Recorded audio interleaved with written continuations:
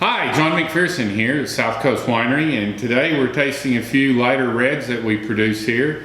And starting off with our 2016 Grenache. This is a beautiful little red. It's a variety that calls southern France and Spain home, and certainly here in Temecula we've invited it to stay and visit with us for a while. It's a red that makes, I think, a wine that doesn't have as much tannic structure as, say, Cabernet or Merlot, but certainly has beautiful varietal characters that kind of mirror a lot of different berry fruits, and just, you know, makes a very, I think, very pretty and very simple little red wine.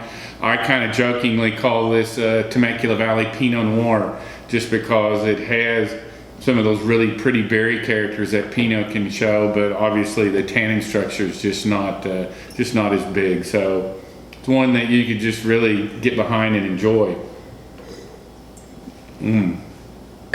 Our little blend here has about 6% Alicante Bouschet in it.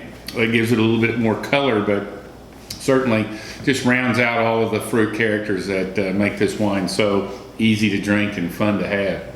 So, cheers. Our second wine that we've got to try is our 2017 Santa Lucia Highlands Pinot Noir.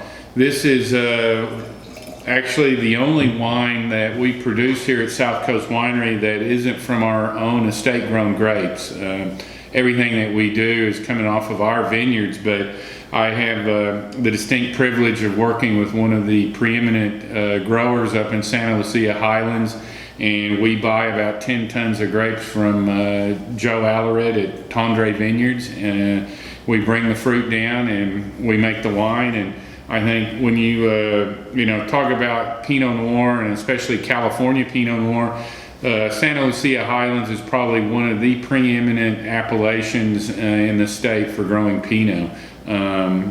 Highly concentrated fruit, just a very pretty, I think, example of what Pinot Noir should be. It's a very rich berry character, very nice tannin structure. It's not over the top.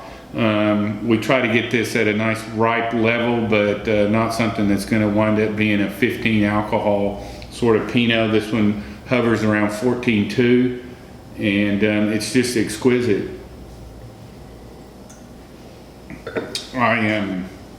I think this is just a textbook Pinot Noir for sure.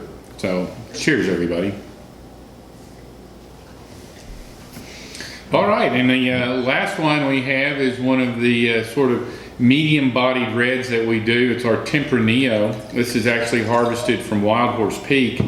Many people know Tempranillo by another name, which is really the region that it's grown in, which is Rioja in Spain.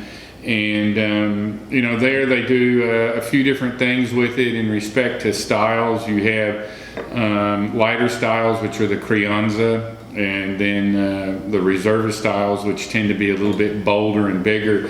I think of Tempranillo as sort of Spanish Cabernet, really. It's one that you can make a very bold and big extracted wine, or you can make one that just has all the pretty fruit characters that this variety tends to show, which, you know, with wood and barrel aging, you get a little bit more of the leather and some of the attributes that come from oak. But I think this is a wine that has great character, and is one that is, you know, great with grilled meats and things that you're cooking outdoors. And the berry character with this is, you know, it's a very kind of herbal note. It's not quite like Cab in that respect, but it sure makes a pretty wine. So cheers, everyone. Thank you for joining me, and I do hope you enjoy one of these wines tonight. The little trip down to Spain or France, either way, you can't lose with any of these. They're just wonderful, and certainly going to be an enjoyment to you. Cheers.